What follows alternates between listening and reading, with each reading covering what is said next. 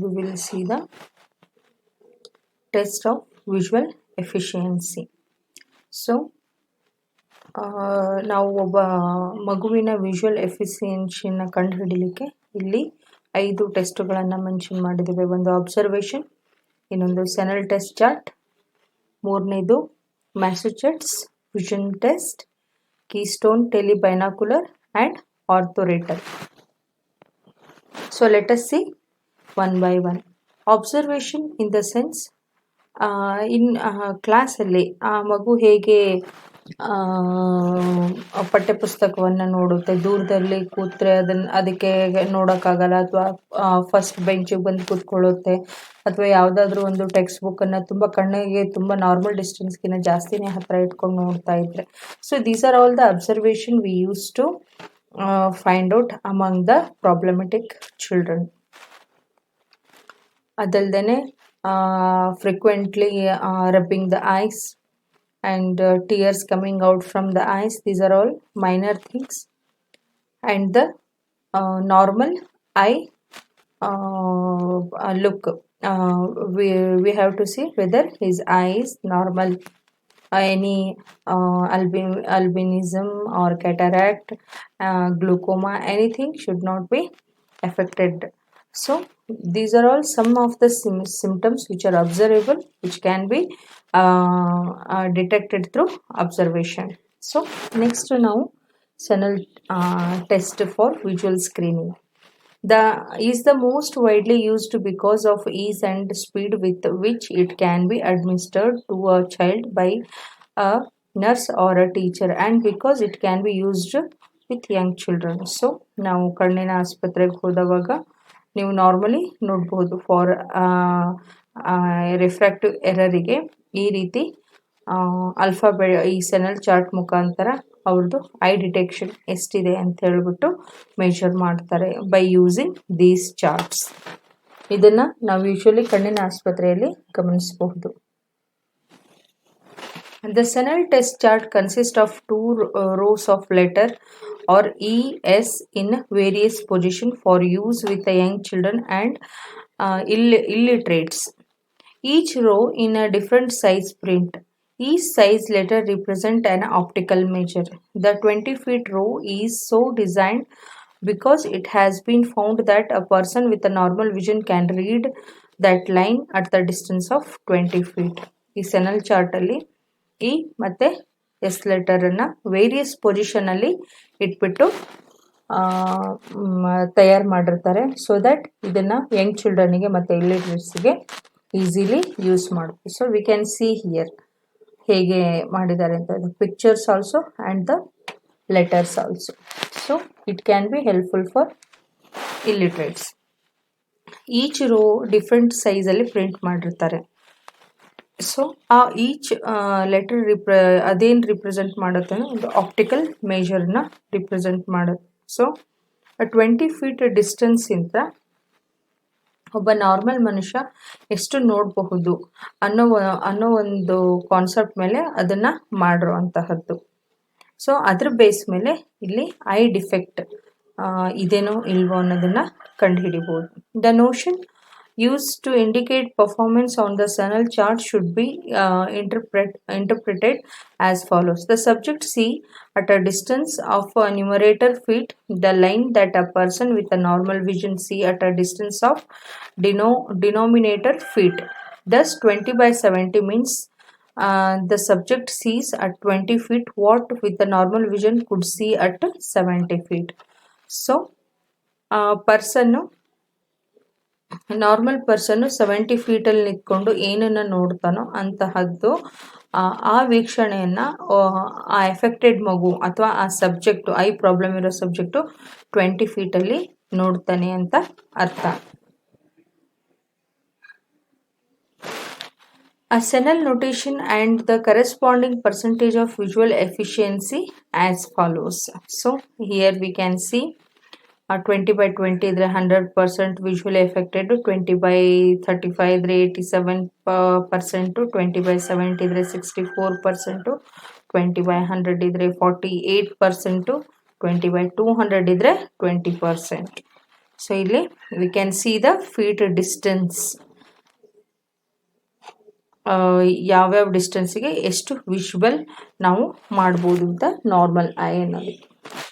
Then there are educational programmes for partially sighted. So ನಾವು ಈ partially sighted ಮಕ್ಕಳಿಗೆ ಎಜುಕೇಷನನ್ನು ಯಾವ ಮೂಲದ ಮುಖಾಂತರ ಕೊಡ್ಬೋದು ಅಂತ. Organisation of programmes. Several different methods of organising programmes for partially seeing children have evolved, differing with the size of the community and with the administrative philosophy. So normal ಕ್ಲಾಸ್ಗಳಲ್ಲೆಲ್ಲ ನಾವು up to 30-60 ಮಕ್ಕಳನ್ನ ನಾವು ಹೊಂದಿರ್ತೀವಿ. 1:30, 1:40, 50 ಅನ್ನೋ ಥರ.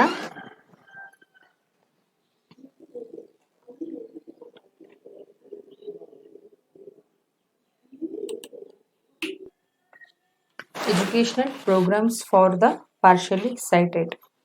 So ಈ partially sighted ಮಕ್ಕಳಿಗೆ ಯಾವ ರೀತಿ ನಾವು ಎಜುಕೇಷನನ್ನು ಕೊಡ್ಬೋದು ಅನ್ನೋದನ್ನು ನಾವು ಇಲ್ಲಿ ನೋಡೋಣ. ಸೊ ಇದರಲ್ಲಿ 4 ಮೆಥಡ್ಸ್ ಇದಾವೆ. The segregated classes, the cooperative plan, itinerant teacher plan and the resource room. So segregated class ಅಂತಂದರೆ the children are assigned to the sight saving class for the whole day. One teacher organizes and teaches children of all grades. This type of organization is rarely used since educators feel that these children can and should participate for a part of the day with the regular classes children. So, ಇದು segregated ಅಂತ ಅಂದರೆ regular class ಅಂದರೆ ಎಲ್ಲ normal ಮಕ್ಕಳ ಜೊತೆ ಇರೋಂತಹ classes regular classes. So ಈ visually partial vision ಇರೋರನ್ನ ಒಂದು ಕಡೆ ಗುಂಪು ಮಾಡಿಬಿಟ್ಟು ಅವ್ರನ್ನ ಇಡೀ ಹೋಲ್ ಡೇ ಅಬ್ಸರ್ವೇಷನಲ್ಲಿ ಇಡ್ತಾರೆ. ಅದಲ್ಲದೆ ಅವರಿಗೆ ಡಿಫ್ರೆಂಟ್ ಆ್ಯಕ್ಟಿವಿಟೀಸ್ ಕೊಡೋದ್ರ ಮೂಲಕ ಅವರ ಲೆವೆಲಿಗೆ ತಕ್ಕ ಹಾಗೆ ಅವ್ರೇನು ಮಾಡಬಹುದು ಅನ್ನೋ ಅದ್ರ ಬೇಸ್ ಮೇಲೆ ಇಲ್ಲಿ ಸೆಗ್ರಿಗೇಟೆಡ್ ಕ್ಲಾಸಸ್ಸನ್ನು ಕಂಡಕ್ಟ್ ಮಾಡ್ತಾರೆ. ನೆಕ್ಸ್ಟ್ ಬಂದು the cooperative plan, in which the children are assigned to the special class for close eye work and to the regular grade for other kinds of work where oral instruction predominates. So ಇಲ್ಲಿ cooperative plan ಅಂತಂದರೆ normal class regular ಕ್ಲಾಸಲ್ಲಿ special ಕ್ಲಾಸನ್ನು conduct ಮಾಡ್ತಾರೆ. ಆ special ಕ್ಲಾಸಲ್ಲಿ childrens related to eye hand coordination ಇರೋವಂತಹ assignment ವರ್ಕ್ಗಳನ್ನು ಅವರಿಗೆ ಪ್ರೆಸೆಂಟ್ ಮಾಡ್ತಾರೆ. ಸೊ ಇದ್ರ ಜೊತೆಗೆ ಅವ್ರನ್ನ ರೆಗ್ಯುಲರ್ ಕ್ಲಾಸಲ್ಲೇನೂ ಕೂರಿಸ್ತಾರೆ. ಸೊ ದಟ್ ಇವರು ಓರಲ್ ಇನ್ಸ್ಟ್ರಕ್ಷನ್ ಮುಖಾಂತರ ಆ ವರ್ಕ್ಗಳನ್ನು ಅವರು ಮಾಡಬಹುದು. ನೆಕ್ಸ್ಟ್ ಬಂದು itinerant teacher plan is used in a smaller communities and the rural areas and in some large communities. The partially seeing child is enrolled in the regular grades. An itinerant teacher traveling from school to school furnishes special material, instruct the regular teachers in their use, help the child keep up with his class and counsel the child with respect to his adjustment. So itinerant ಅಂತಂದರೆ ಒಬ್ಬ partially visual ಅಥವಾ visual ಇಂಪೇರ್ಮೆಂಟನ್ನು ಚೆನ್ನಾಗಿ study ಮಾಡಿಬಿಟ್ಟು ಆ ಮಕ್ಕಳಿಗೆ ಯಾವ ರೀತಿ ಎಜುಕೇಷನನ್ನು ಕೊಡಬೇಕು ಅನ್ನೋ ಸ್ಪೆಷಲೈಸೇಷನನ್ನು ಹೊಂದಿರುವಂತಹವರು. ಇವರು ಒಂದು ಪ್ರದೇಶದಿಂದ ಇನ್ನೊಂದು ಪ್ರದೇಶಕ್ಕೆ ಟ್ರಾವೆಲ್ ಮಾಡುತ್ತಾರೆ. ಎಲ್ಲಿ ಮಕ್ಕಳು ಅವೈಲೇಬಲ್ ಇರ್ತಾರೆ ಅಂದರೆ ಈ ಸ್ಪೆಷಲ್ ಮಕ್ಕಳು ಎಲ್ಲಿ ಅವೈಲೇಬಲ್ ಇರ್ತಾರೆ ಅಲ್ಲಿ ಹೋಗ್ಬಿಟ್ಟು ಅವರು ತಮ್ಮ ಸಮಯವನ್ನು ಕಳೆದ್ಬಿಟ್ಟು ಅವರಿಗೆ ಯಾವ ರೀತಿ ಟೀಚ್ ಮಾಡಬಹುದು ಅನ್ನೋದನ್ನು ಅಲ್ಲಿ ಪ್ರೆಸೆಂಟ್ ಇರೋ ಟೀಚರ್ಗೆ ಹೇಳಿಬಿಟ್ಟು ಆಮೇಲೆ ಅವ್ರ ಪ್ರೆಸೆನ್ಸಲ್ಲಿ ಇವರು ಮಕ್ಕಳನ್ನ ಹೇಗೆ ಹ್ಯಾಂಡಲ್ ಮಾಡಬೇಕು ಅನ್ನೋದನ್ನು ತೋರಿಸಿ ಅವ್ರಿಗೆ ಹೇಳ್ಕೊಟ್ಬಿಟ್ಟು ಅದ್ರ ಜೊತೆಗೇನೆ ಅವ್ರ ಪ್ರೆಸೆನ್ಸಲ್ಲೇ ಒಂದ್ಸರಿ ಮಾಡಿಸಿ ನೋಡ್ತಾರೆ. So this is itinerant teacher plan. Next ಬಂದು resource room. The child is assigned to the regular class but goes to a resource room for the special tutoring and for a special material as needed. The idea is to adjust the child to the regular class and help him to keep up with the children of his own age. This has replaced the cooperative plan. So ಈ resource room ಅಂತಂದರೆ ಒಬ್ಬ ಮಗುಗೆ ಒಂದು ರೂಮಲ್ಲಿ ಈ special tutoring ಅಥವಾ special ಮಟೀರಿಯಲ್ಸ್ಗಳನ್ನು ಆ ರೂಮಲ್ಲಿ ಪ್ರೊವೈಡ್ ಮಾಡೋ ಅಂತಹದ್ದು. ಸೊ ಪಾರ್ಷಲಿ ವಿಜುವಲಿಗೆ ಯಾವ ರೀತಿ ಪ್ಲೇ ಮೆಟೀರಿಯಲ್ಸನ್ನು ಅಥವಾ ಎಜುಕೇಷನಲ್ಲಿ ಪ್ಲೇ ಮೆಟೀರಿಯಲನ್ನು ನಾವು ಪ್ರೊವೈಡ್ ಮಾಡ್ಬೋದು ಅಂಥದ್ದನ್ನೆಲ್ಲ ಒಂದು ರೂಮಲ್ಲಿ ಪ್ಲ್ಯಾನ್ ಮಾಡಿರ್ತಾರೆ, ಪ್ಲ್ಯಾನ್ ಮಾಡಿ ಇಟ್ಟಿರ್ತಾರೆ. ಸೊ ದಟ್ ಮಗು ಒಂದು ದಿನದಲ್ಲಿ ಇಷ್ಟು ಸಮಯ ಅಂತ ಹೇಳ್ಬಿಟ್ಟು ಅವ್ರನ್ನ ರಿಸೋರ್ಸ್ ರೂಮಲ್ಲಿ ಕಳಿಸೋದ್ರಿಂದ ಏನಾಗುತ್ತೆ, ಆ ಮಗು ತನ್ನ ಎಬಿಲಿಟಿನ ಗುರುತಿಸ್ಕೊಳ್ಳುತ್ತೆ, ಹೊಸದನ್ನು ಕಲೀಲಿಕ್ಕೆ ಟ್ರೈ ಮಾಡುತ್ತೆ. ಸೊ ಈ ರಿಸೋರ್ಸ್ ರೂಮು ಈ ಕೋಆಪ್ರೇಟಿವ್ ಪ್ಲ್ಯಾನನ್ನು ರಿಪ್ಲೇಸ್ಮೆಂಟ್ ಮಾಡಿತು. ಸೊ ದಟ್ ಈ ಕೋಆಪ್ರೇಟಿವ್ ಪ್ಲ್ಯಾನ್ಕಿನ ರಿಸೋರ್ಸ್ ರೂಮ್ ಈಸ್ ಬೆಟರ್ ಅನ್ನೋ ಒಂದು ಕಾನ್ಸೆಪ್ಟಲ್ಲಿ ಇದನ್ನು ಜಡ್ಜ್ಮೆಂಟ್ ಮಾಡಲಾಯಿತು. ನೆಕ್ಸ್ಟ್ ಬಂದು the classroom. The first requisite is in establishing a class for a partially seeing children is to set up a suitable physical environment. So partially seeing ಮಕ್ಕಳಿಗೆ ಒಂದು suitable physical environment ಅನ್ನು ನಾವು create ಮಾಡಬೇಕಾಗುತ್ತೆ. A school should be centrally located since the children may have to be transported from various part of the community. So ಇದು school ಯಾವತ್ತೂ centre of the city ಇರಬೇಕು. So that ಎಲ್ಲ community type of village ಇಂದ ಬರೋರು ಅಥವಾ ಎಲ್ಲ community type of people ಈ ಸ್ಕೂಲನ್ನು approach ಮಾಡೋ ಥರ ಇರಬೇಕು. The school should contain grades of the same levels as the children in special class. So special ಕ್ಲಾಸಲ್ಲಿ ಇರೋವಂತಹ ಮಕ್ಕಳು ಸೇಮ್ ಗ್ರೇಡನ್ನು ಹೊಂದಿರೋ ಅಂಥವ್ರು ಇರಬೇಕು. The location of the class in a school depends on a location of grade. The classroom that offer the most effective natural lighting, second floor rooms may be preferable to first floor rooms because of the lighting factor. So location of the school ಇದು ಒಂದು depending on the location of the grades ಮೇಲೆ ಆಗುತ್ತೆ. ಆಮೇಲೆ ಇನ್ನೊಂದು effective of more natural light, ಚೆನ್ನಾಗಿ ಗಾಳಿ ಬೆಳಕು ಬರೋವಂಥ ರೂಮನ್ನು ಪ್ರಿಫರ್ ಮಾಡ್ತಾರೆ. Specially first floor, because ground ಫ್ಲೋರಲ್ಲಿ ಕತ್ಲೆ ಜಾಸ್ತಿ ಆಗೋ ಚಾನ್ಸಸ್ ಇರೋದ್ರಿಂದ ಫಸ್ಟ್ ಫ್ಲೋರನ್ನು ಪ್ರಿಫರ್ ಮಾಡ್ತಾರೆ. ನೆಕ್ಸ್ಟ್ ಬಂದು lighting is very important for a partially seeing children. Illumination must be free from glare and direct sunlight and evenly distributed throughout the class room. Artificial illumination must B available for the use of different times of day. So ಇಲ್ಲಿ illumination ಅಂತಂದರೆ ಚಿತ್ರಪಟಗಳು ಅಂತ ನಾವು ಹೇಳ್ಬೋದು. So ಈ lightning partially ಮಕ್ಕಳಿಗೆ, partially seeing ಚಿಲ್ಡ್ರನ್ನಿಗೆ lightning is ತುಂಬ important. So ಅವರಿಗೆ ಕಣ್ಣಿಗೆ ಬೆಳಕು ತಾಕಿದಾಗ ಆ ಬೆಳಕಿನ ಮುಖಾಂತರ ಅವರು ಸ್ವಲ್ಪ ಮಟ್ಟಿಗೆ ವಿಷನನ್ನು ನೋಡ್ಬೋದಾಗಿರುತ್ತೆ with the help of visual aids. ಅದಲ್ಲದೆ ಈ ಇಲುಸ್ಟ್ರೇಷನನ್ನು ಅಂದರೆ ಇಲ್ಯುಮಿನೇಷನ್ ಕಾರ್ಡ್ಸನ್ನು ಏನು ಯೂಸ್ ಮಾಡ್ತಾರೆ ಅವು ಚೆನ್ನಾಗಿ ಹೊಳೆಯುವಂಥವು ಇರಬೇಕು, ಸನ್ಲೈಟಿಗೆ ಇನ್ನೂ ಸ್ವಲ್ಪ ಬ್ರೈಟಾಗಿ ಕಾಣುವಂಥವು ಇರಬೇಕು. ಆರ್ಟಿಫಿಷಿಯಲ್ಲು ಇಲ್ಯುಮಿನೇಷನ್ನು ಪಾರ್ಷಿಯಲಿ ಮಕ್ಕಳಿಗೆ ಅಂತಲೇ ಮಾಡಿರೋವಂಥದ್ದು ಇದೆ. ಆಮೇಲೆ ಇಟ್ ಶುಡ್ ಬಿ ಕ್ಲಿಯರ್, ಇವರು ಬ್ಲರ್ ಥಿಂಗ್ಸನ್ನು ಯೂಸ್ ಮಾಡಬಾರ್ದು. ನೆಕ್ಸ್ಟ್ ಬಂದು equipment and materials. Classes for partially sighted children require special equipment and special materials designed to facilitate instruction and learning. So ಈ ಪಾರ್ಷಿಯಲಿ ಮಕ್ಕಳಿಗೆ ಒಂದು ಸ್ಪೆಷಲ್ ಇಕ್ವಿಪ್ಮೆಂಟು ಬೇಕಾಗಿದೆ. ನಾವು normal ಮಕ್ಕಳಿಗೆಲ್ಲ teach ಮಾಡೋ ಮುಂದೆ just we need one perfect room, spacious with a natural lighting and aeration and the normal board and the normal desk. But in case of partially sighted children, we need movable and adjustable desk. Movable desk should be adjustable for the height, angle and the position. It is preferable to rise to the top of the desk for a near-sighted child rather than the child to lean over. So movable desk ಅಂತಂದರೆ ಮೇಲ್ಗಡೆ desk height angle ಪೊಸಿಷನನ್ನು move ಮಾಡೋ ಥರ ಇರಬೇಕು. So that ಮಗು ಬಾಗಿ ಕೆಲಸ ಮಾಡೋದನ್ನು ನಾವು ಇಲ್ಲಿ ತಪ್ಪಿಸ್ಬೇಕು. So he should sit properly and do the work.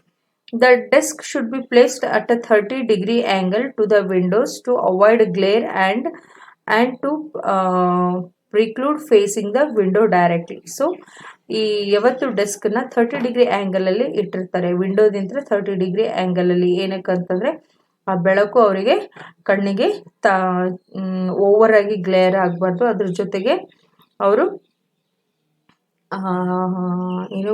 ವಿಂಡೋದಿಂದ direct ಅವರು ಹೊರಗಡೆ ನೋಡಿದಾಗ ಅಂದರೆ ತೀವ್ರ ಬೆಳಕಿನ ಹತ್ರ ಅವರು ನೋಡ್ಲಿಕ್ಕಾಗಲ್ಲ. ಅದನ್ನು ಅವರು ಅವಾಯ್ಡ್ ಮಾಡಲಿಕ್ಕೆ 30-degree ಆ್ಯಂಗಲಲ್ಲಿ ಮಾಡಿರ್ತಾರೆ. ಸೊ ದಟ್ ಆ ಬೆಳಕು ಆನ್ ದ ಪ್ರಾಜೆಕ್ಟ್ ವರ್ಕ್ ಮೇಲೆ ಬೀಳಲಿ, ಅಥವಾ ಏನೋ ಮಟೀರಿಯಲ್ ಸಬ್ಮಿಟ್ ಪ್ರೊವೈಡ್ ಮಾಡಿರ್ತಾರಲ್ಲ ಅದ್ರ ಮೇಲೆ ಬಿದ್ದು ಚೆನ್ನಾಗಿ ಕಲಿಕೆ ಆಗಲಿ ಅನ್ನೋದ್ರ ಬೇಸ್ ಮೇಲೆ 30 ಡಿಗ್ರಿ ಆ್ಯಂಗಲಲ್ಲಿ ಇಟ್ಟಿರ್ತಾರೆ. The child should be seated in such a position that the light falls evenly on his desk. So ಚೈಲ್ಡನ್ನು ಯಾವ ರೀತಿ ಕೂರಿಸಿರ್ಬೇಕು ಅಂತಂದರೆ ಆ ಲೈಟು ಡೈರೆಕ್ಟ್ಲಿ ಅವನ ಡೆಸ್ಕ್ ಮೇಲೆ ಬೀಳಬೇಕು. ಏನು ಫ್ರಂಟ್ ಡೆಸ್ಕ್ ಇರುತ್ತೆ ಅವನ ಎದುರುಗಡೆ ಅದ್ರ ಮೇಲೆ ಬೀಳಬೇಕು.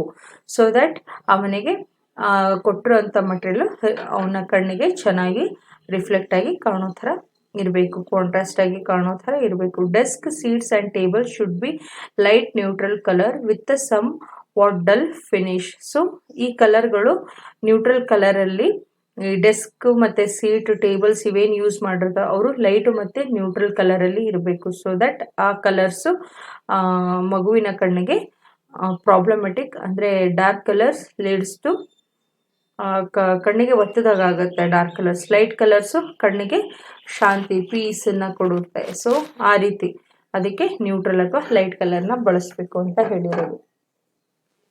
ನೆಕ್ಸ್ಟ್ ಬಂದು chalk board. Black chalkboard are not recommended for partially seeing children. Instead of grey or grey-green chalkboard is generally used. It reflects more light and still gives adequate contrast to white chalk.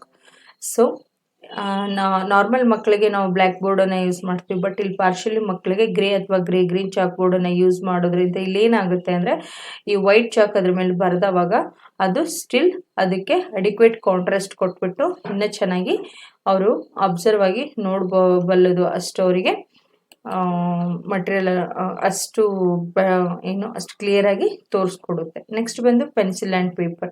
Special care in selecting paper and pencil is desirable. The paper of cream colour unglazed and slightly rough. The pencil are heavy lead thicker than the ordinary pencil lead and soft. So ಇಲ್ಲಿ pencil ಮತ್ತು ಪೇಪರನ್ನು ಏನು use ಮಾಡ್ತೀವಿ ನಾವು normal ಆಗಿ ನಾವು use ಮಾಡೋ ಅಂಥ ಪೇಪರ್ಸ್ ಆರ್ ಸಾಫ್ಟ್ ಮತ್ತು ಸ್ಮೂತ್ ಆಗಿರುತ್ತೆ, ಥಿನ್ನಲ್ಲಿರುತ್ತೆ. ಆಮೇಲೆ ಪೆನ್ಸಿಲ್ಲು ಕೂಡ ತೆಳ್ಳಗಿರುತ್ತೆ. ಬಟ್ ಇವರಿಗೆ ನಾವು ಕೊಡೋ ಅಂತಹದ್ದು ಕ್ರೀಮ್ ಕಲರಲ್ಲಿ ಇರಬೇಕು. ಅನ್ಗ್ಲೇಸ್ಡ್ ಅಂತಂದರೆ ಹೊಳೆಯೋ ಅಂತಹದ್ದು ಇರಬಾರ್ದು, ರಫ್ ಫಿನಿಶಿಂಗ್ ಇರಬೇಕು. ಆಮೇಲೆ ಅವು ಸ್ವಲ್ಪ ಥಿಕ್ಕಾಗಿರಬೇಕು. ಸೊ ದಟ್ ಅವರು ಬೈ ಟಚಿಂಗ್ ಅದನ್ನು ಅವರು ಗ್ರಾಸ್ಪ್ ಮಾಡ್ತಿರ್ತಾರೆ. ಸೊ ಅವರಿಗೆ ಅದು ಕಂಫರ್ಟೇಬಲ್ ಆಗಿರುತ್ತೆ. ದೆನ್ ಪೆನ್ಸಿಲ್ಲು ಸ್ವಲ್ಪ ದಪ್ಪ ಸೈಜಲ್ಲಿರುತ್ತೆ. ಆಮೇಲೆ ಲಿಡ್ಡು ಸಹ ನಾರ್ಮಲ್ ಆರ್ಡಿನರಿ ಪೆನ್ಸಿಲ್ ಲಿಡ್ಗಿನ ಇದು ಸ್ವಲ್ಪ ಥಿಕ್ಕರ್ ಆಗಿರುತ್ತೆ. ನೆಕ್ಸ್ಟ್ ಬಂದು typewriter. Children in resource room can use primary typewriter equipped with a large type than the usual typewriter. So ನಾವು ನಾರ್ಮಲ್ ಟೈಪ್ ರೈಟರನ್ನು ನೋಡಿರ್ತೀವಿ. ಈ ನಾರ್ಮಲ್ ಟೈಪ್ ರೈಟರಲ್ಲಿ ಸಣ್ಣದಾಗಿ ಆಲ್ಫಾಬೆಟ್ಸ್ಗಳನ್ನು ಅರೇಂಜ್ ಮಾಡಿರ್ತಾರೆ. ಬಟ್ ಇಲ್ಲಿ ಫಾರ್ ಪಾರ್ಷಿಯಲು ಇಲ್ಲಿ ಬಿಗ್ದಾಗಿ ಕಾಣುವ ರೀತಿ ಈ ಲೆಟರ್ಸ್ಗಳನ್ನು ಅಳವಡಿಸಿರ್ತಾರೆ.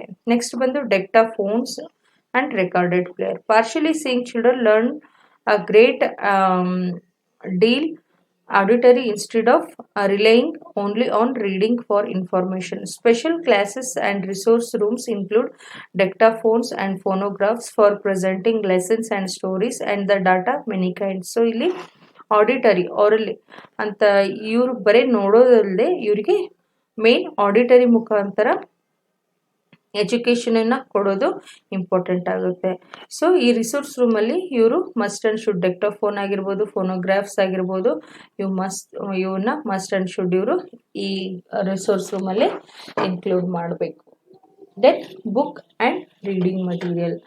Classes for partially seeing children contain book with a large type, usually 18 to 24 points instead of usual 12 to 14 points. ನಾವು ಏನು ನೋಟ್ಸನ್ನು ನಾವು ಪ್ರಿಂಟ್ ಮಾಡಿಸ್ತೀವಿ ಅಥವಾ ನಾವೇನು ಟೆಕ್ಸ್ಟ್ ಬುಕ್ಕಲ್ಲಿ ನೋಡ್ತೀವಿ ನಾರ್ಮಲಿ ಬಂದು 12 to 14 ಪಾಯಿಂಟ್ಸ್ವರೆಗೆ ಇರುತ್ತೆ. ಬಟ್ ಇಂಥ ಮಕ್ಕಳಿಗೆ 18 to 24 ಫಾಂಟ್ ಸೈಜ್ ಇರಬೇಕು. So that they can clearly C.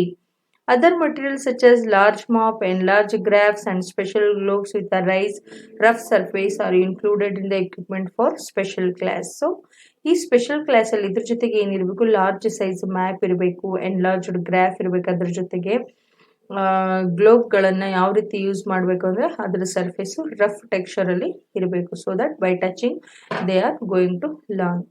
Next ಬಂದು projection and magnifying equipment. Projection equipment which will enlarge the chart map and reading material is needed. So ಈ projection ಆಗಿರ್ಬೋದು ಅಥವಾ magnifying equipment ಇದು ಏನಕ್ಕೆ ಬೇಕು ಅಂತಂದರೆ ನಾವು ಸಣ್ಣ ಸಣ್ಣ ಅಕ್ಷರನ ಈಸಿಲಿ ಓದ್ಬಿಡ್ತೀವಿ with a normal eye, but ಆ ಮಕ್ಕಳಿಗೆ they need magnifying the material. So they need the projection and magnifying equipment.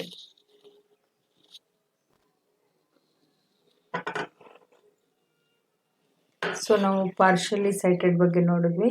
ಈಗ ನೆಕ್ಸ್ಟು ಬ್ಲೈಂಡ್ ಬಗ್ಗೆ ನೋಡೋಣ. So this is a one type of visual handicapness. ನಾನು ನಿಮಗೆ ಅರ್ಲಿಯರ್ ಹೇಳಿದ್ದೆ visual ಹ್ಯಾಂಡಿಕ್ಯಾಪಲ್ಲಿ ಒಂದು ಬಂದು ಬ್ಲೈಂಡ್, ಆಮೇಲೆ ಪಾರ್ಷಿಯಲಿ ಸೈಟೆಡ್. ಸೊ ನಾವು ಇಷ್ಟೊತ್ತು ಪಾರ್ಷಿಯಲ್ ಸೈಟೆಡ್ ಬಗ್ಗೆ ನೋಡಿದ್ವಿ, ಈಗ ಬಂದು blind. So by the definition, total blindness is an obvious condition, easy to recognize and decline, but lesser degree of blindness is another matter. Any definition of necessity depend upon the purpose for which it made. Thus, there is a medical blindness, legal blindness, occupational blindness, and educational blindness. So, ನಾವಿಲ್ಲಿ ಆಯಾ ಕಂಡೀಷನಿಗೆ depend ಇರೋ ಹಾಗೆ ನಾವಿಲ್ಲಿ ಬ್ಲೈಂಡ್ನೆಸ್ಸನ್ನು segregate ಮಾಡಿದ್ದೀವಿ. ಅದು ಯಾವ್ದ್ಯಾವುದು ಅಂತಂದರೆ medical, legal, occupational ಮತ್ತು educational blindness. So for educational purpose, the blind person is one whose vision is so defective that he can't educate it through visual method. So ನಾವಿಲ್ಲಿ ಎಜುಕೇಷನಲಿ ಬ್ಲೈಂಡ್ ಅಂತ ನಾವು ಯಾರಿಗೆ ಕರಿತೀವಿ ಅಂತಂದರೆ ಅವರಿಗೆ ಥ್ರೂ ದ ವಿಷನ್ ಅವರು ತಮ್ಮ ಎಜುಕೇಷನನ್ನು ತಗೊಳ್ಳೋಕ್ಕೆ ಆಗಲ್ಲ ಅಂಥವ್ರಿಗೆ ನಾವು ಎಜುಕೇಷನಲಿ ಬ್ಲೈಂಡ್ ಅಂತ ಕರಿತೀವಿ.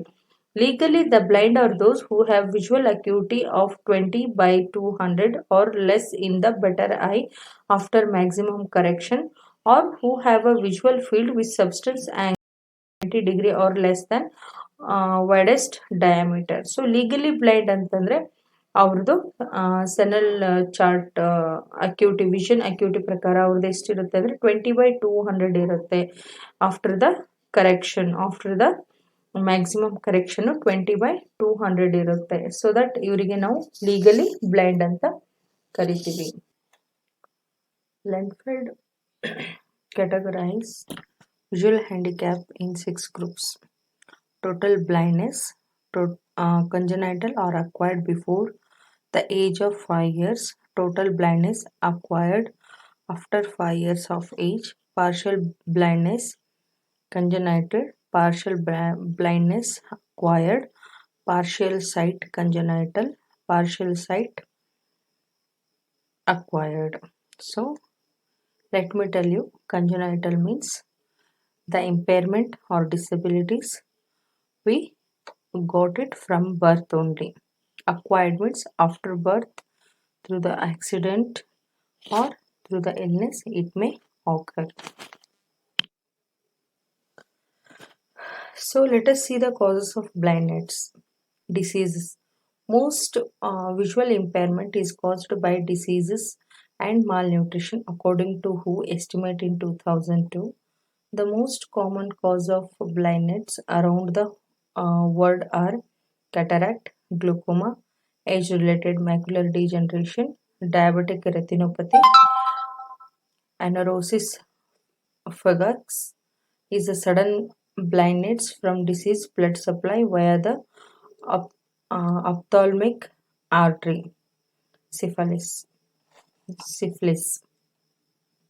And second one is accident in fire work and gun work for children in the factories. So ನಾವು ಇಲ್ಲಿ ಕುರುಡುತನಕ್ಕೆ ಕಾರಣಗಳೇನು ಅಂತ ನಾವು ಇಲ್ಲಿ ನೋಡಿದವಾಗ ಹೂ ಪ್ರಕಾರ ಇನ್ನು 2002ರಲ್ಲಿ ಅವರು ಹೇಳಿರುವಂತಹದ್ದು ಒಂದು ರೋಗದಿಂದ, ಆಮೇಲೆ ಇನ್ನೊಂದು ನ್ಯೂನ್ಯತೆಯಿಂದ. ಸೊ ಆ ರೋಗಗಳು ಮತ್ತು ಈ ರೋಗ ಬರುವುದು ನ್ಯೂನ್ಯತೆ ಕಾರಣದಿಂದಾಗಿ. ಅದು ಮೇ ಬಿ ಕ್ಯಾಟರಾಕ್ಟ್ ಆಗಿರ್ಬೋದು, ಗ್ಲುಕೋಮಾ ಆಗಿರ್ಬೋದು, ಅಥವಾ ಏಜ್ ಆಗ್ತಾ ಇದ್ದಾಗೆ ಮ್ಯಾಕ್ಯುಲರ್ ಡಿಜನರೇಷನ್ ಆಗ್ತಿರ್ಬೋದು, ಅಥವಾ ಡಯಾಬಿಟಿಕ್ ಇಂತ ಆಗಿರ್ಬೋದು, ಅಥವಾ ಅನರೋಸಿಸ್ ಫುಗಾಕ್ಸ್ ಇಂತ ಆಗಿರ್ಬೋದು, ಆ್ಯಂಡ್ ದೆನ್ ಸಿಫಿಲಿಸ್ ಇಂತ ಆಗಿರ್ಬೋದು, ಅಥವಾ ಆಕ್ಸಿಡೆಂಟ್ಸ್ ಏನೋ ಫೈರ್ ವರ್ಕಲ್ಲಿ ವರ್ಕ್ ಮಾಡಿರುವಂಥವ್ರು ಅಥವಾ ಫ್ಯಾಕ್ಟ್ರಿಗಳಲ್ಲಿ ವರ್ಕ್ ಮಾಡುವಂತಹ ಮಕ್ಕಳು, ಇವರಿಗೆಲ್ಲ ಈ ಬ್ಲೈಂಡ್ನೆಸ್ ಆಗೋ ಚಾನ್ಸಸ್ ಇರುತ್ತೆ. So let us see one by one. Cataract ಅಂತಂದರೆ ಐರಿಸ್ ಮುಂದೆ ಒಂದು ಬಿಳಿಯ ಪೊರೆ ಫಾರ್ಮೇಷನ್ ಆಗುತ್ತೆ ಲೈಕ್ ದಿಸ್. ಇದಕ್ಕೆ ನಾವು ಕ್ಯಾಟರಾಕ್ಟ್ ಅಂತ ಕರಿತೀವಿ. ಸೊ ಡಯಾಬಿಟಿಕ್ ರೆಟಿನೋಪತಿ ಅಂದರೆ ಇಲ್ಲಿ ಒಂದು ವೈಟಿಶ್ ಫಾರ್ಮೇಷನ್ ರೆಟಿನಾ ಇದ್ದಲ್ಲಿ ಆಗುತ್ತೆ. ಇದಕ್ಕೆ ನಾವು ಡಯಾಬಿಟಿಕ್ ರೆಟಿನೋಪತಿ ಅಂತ ಹೇಳುತ್ತೀವಿ. ಇದನ್ನು ನೀವು ಯು ಕ್ಯಾನ್ ಸಿ ದಟ್ ಇಲ್ಲಿ ರೆಟಿನಾ ಇದೆ, ಅಲ್ಲಿ ನ್ಯೂ ವ್ಯಾಸ್ಕುಲೈಸೇಷನ್ ವಿತ್ ವೈಟರಿಸ್ ಹೆಮರೈಜ್ ಅಂದರೆ ಒಂದು ರಕ್ತ ಹೆಪ್ಪುಗಟ್ಟುವಿಕೆ ಥರ ಒಂದು ಸಣ್ಣ ಡಿಸ್ಕ್ ಥರ ಆಗಿರುತ್ತೆ. ಸೊ ಇಲ್ಲಿ ನೀವು ಅಬ್ಸರ್ವ್ ಮಾಡ್ಬೋದು, ದಿಸ್ ಇಸ್ ಆಪ್ಟಿಕಲ್ ಡಿಸ್ಕ್ ಥರ ಆಗಿರೋದು. ಇದು ಮ್ಯಾಕ್ಯುಲಾ.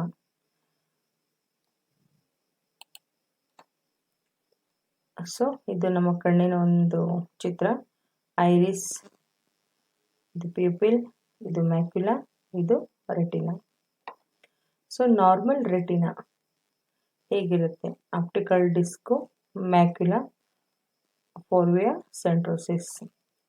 ವೆಟ್ ಮ್ಯಾಕ್ಯುಲರ್ ಡಿಜನರೇಷನ್ ಅಂದವಾಗ ಈ ರೀತಿಯಾಗಿರುತ್ತೆ. ಡ್ರೈ ಮ್ಯಾಕ್ಯುಲರ್ ಡಿಜನರೇಷನ್ ಅಂದವಾಗ ಈ ರೀತಿಯಾಗಿರುತ್ತೆ. ಸೊ ಇದು ಒಂದು ನಾರ್ಮಲ್ ಮನುಷ್ಯನ ಕಣ್ಣು ವಿಷನ್ ಮಾಡಿದಾಗ ಹೀಗೆ ಕಾಣಿಸುತ್ತೆ. ಅದೇ ಒಬ್ಬ ಗ್ಲುಕೋಮಾ ಇರೋವಂತಹ ಮನುಷ್ಯ ನೋಡಿದ್ರೆ ಅವನಿಗೆ ಈ ರೀತಿ ಕಾಣ್ತಾ ಇರುತ್ತೆ.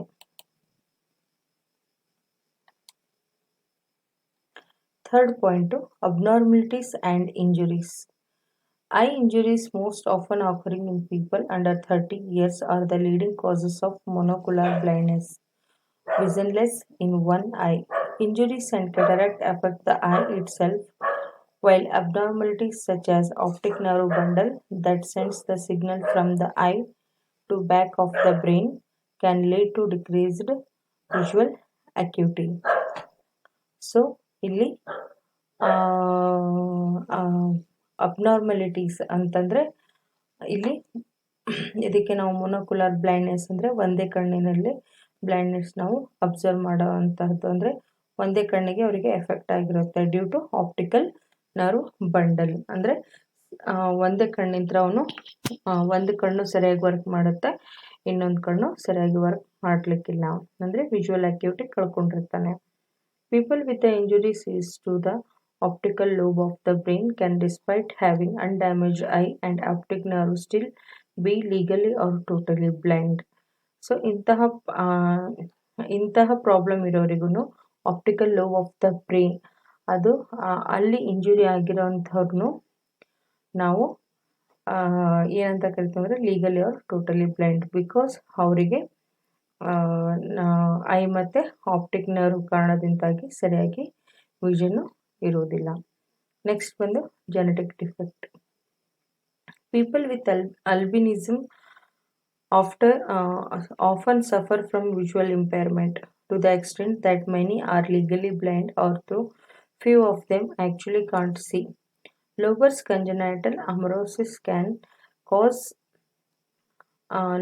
loss from birth to early childhood. So genetical ಅಂತಂದರೆ ಈಗ ಮೊದಲು ಅಜ್ಜಿ ಅಥವಾ ತಂದೆ ತಾಯಿ ಒಟ್ಟು ಒಂದು ಹೆರಿಡಿಟಿಯಲ್ಲಿ ಅದೇನು 7 ತಲೆಮಾರು ಅಂತ ಕರಿತೀವಿ, ಅಲ್ಲಿ ಈ ಅಲ್ಬಿನಿಸಮ್ ಅನ್ನೋದು ಏನಾಗಿರುತ್ತೆ ಒಂದು ಹೆರಿಡಿಟಿಯಾಗಿನೂ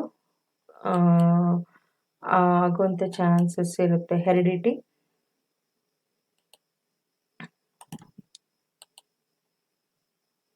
ಜೆನೆಟಿಕ್ ಡಿಫೆಕ್ಟ್ಸ್ ಅಂತಂದರೆ ಅದು ಒಂದು ಸರಿ 7 ತಲೆಮಾರಿಗೆ ನಾವು ಏನಂತ ಕರಿತೀವಿ ಅನುವಂಶೀಯವಾಗಿ ಇದು ಬಂದಿರೋ ಅಂತಹದ್ದು. ಸೊ ಅಜ್ಜಂಗಿರ್ಬೋದು ಅಥವಾ ಅವ್ರ ಅಜ್ಜಂಗಿರ್ಬೋದು. ಸೊ ಅದು ಜೆನೆಟಿಕಲಿ ಟ್ರಾನ್ಸ್ಫರ್ ಆಗೋ ಚಾನ್ಸಸ್ ಇರುತ್ತೆ. ನೆಕ್ಸ್ಟ್ ಬಂದು ಅಲ್ಬಿನಿಸಮ್ ಹೇಗಿರುತ್ತೆ ಅಂತ ಹೇಳ್ಬಿಟ್ಟು, ಇದು normal pigment person, optic nerve, ice, vision area of the brain. So we can see here relay area of the brain. ಹೇಗೆ ಈ ಕಣ್ಣು ನೋಡೋದು ಇಲ್ಲಿ ಹೋಗುತ್ತೆ, ಈ ಕಣ್ಣು ನೋಡೋದು ಇಲ್ಲಿ ಹೀಗಿರುತ್ತೆ.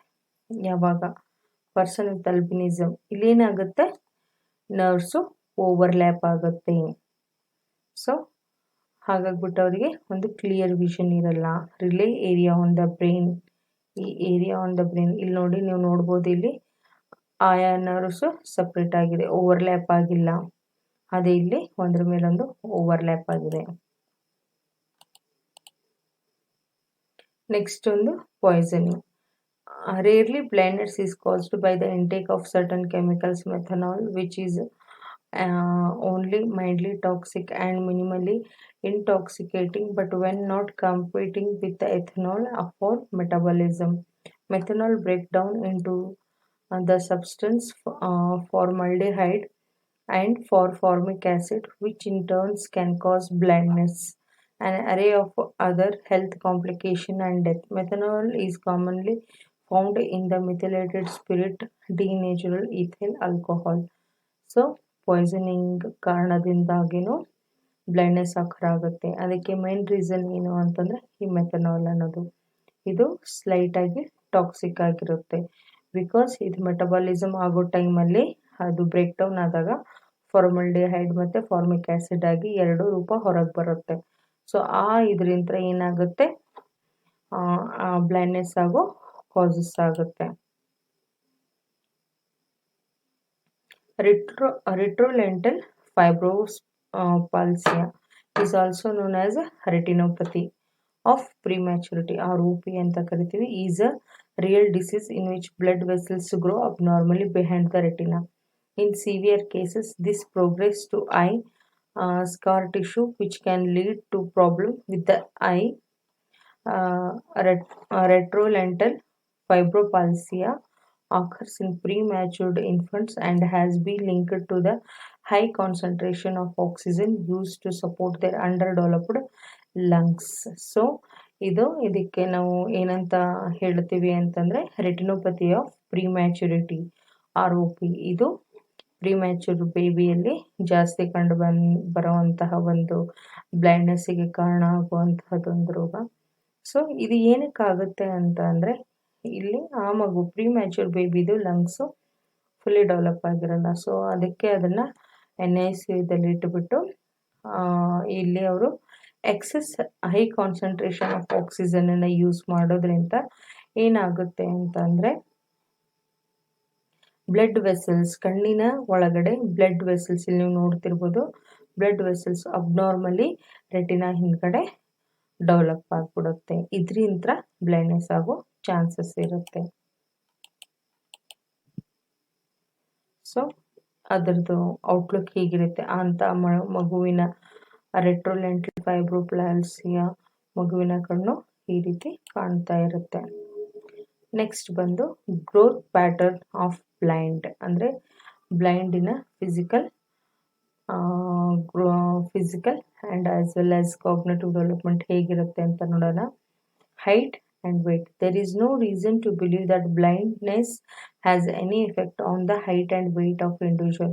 If the children had been premature infant, it may have been a prematurity rather than blindness, which may cause both the height and weight differences and the overprotection. So ಈ ಬ್ಲೈಂಡ್ನೆಸ್ಸು ಹೈಟ್ ಆ್ಯಂಡ್ ವೆಯ್ಟಿಗೆ ಯಾವುದೇ ರೀತಿ effect ಮಾಡಲ್ಲ.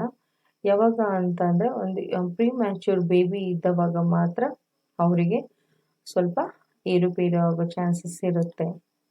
Motor coordination. The research on motor performance shows the inferiority of the blind to partially sighted and to the normals.